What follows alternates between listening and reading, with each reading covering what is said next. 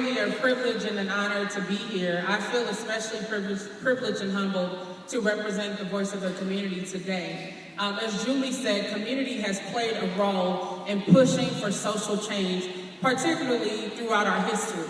So we have to remember, as we're talking about equity, as we're talking about race, that community needs to have a seat at the table. And I'm not talking about tokenism. I'm talking about the fact that community members know what is good for their community. They understand the problems and the challenges. They may not be the ones with the deep pocketbooks or the ones with political power, but they have a lot of knowledge and insights and brilliance that we are failing to tap into, especially if we think that it's only going to be one industry or another that's able to tackle this issue. We can't have that level of arrogance in our approach. We have to walk with humility and to recognize that there are people who have insights that we all need to hear in order to create the change that we want to see. When I look back at what happened during the civil rights movement, who were the ones that fought for change? The people. The ones who said, I'm sick and tired of being sick and tired. I'm tired of riding public transit and paying my fare and having to sit at the back of the bus. And those people and their passion and their pursuit of justice is what got us to the point that we are at today. So we have to remember that. So as we're here today, let's not just let this be another conference. Let's not just let this be a place where we just heard a bunch of wonderful presentations and then we go back to business as usual. Well, it's time out for business as usual.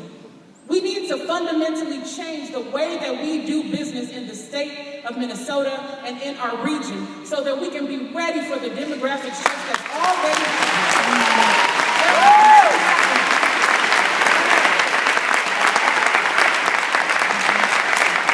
In many ways, we're late to the party. So we need to catch up and we need to have in our spirits what Dr. King called the fierce urgency of now. We can't afford to continue to be process-oriented. We need to begin to be bold and courageous and take risks. And once we know that we have enough data, enough research, enough studies, which I would posit that we do already, we need to be willing to move and take action. And it's really not that difficult. It's not rocket science. It's not hard for us to see what the solutions are. There are other jurisdictions like where Julie came from, in Glen Nelson in Seattle, where government led the charge, but they listened to people from the community. They had stakeholders at the table. They put in place equity toolkits, and they held people in government accountable for ensuring that equity was serious business within their departments.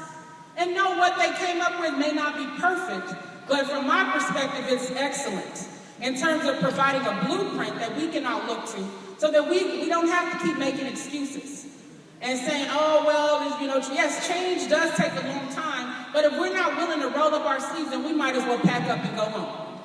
We have to begin to take this seriously because the future of this state, the future of our young people, the future of our economic competitiveness depends upon us stepping up to the plate.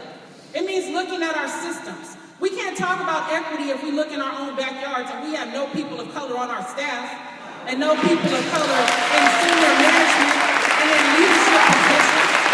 Because if we're keeping it real, charity starts at home.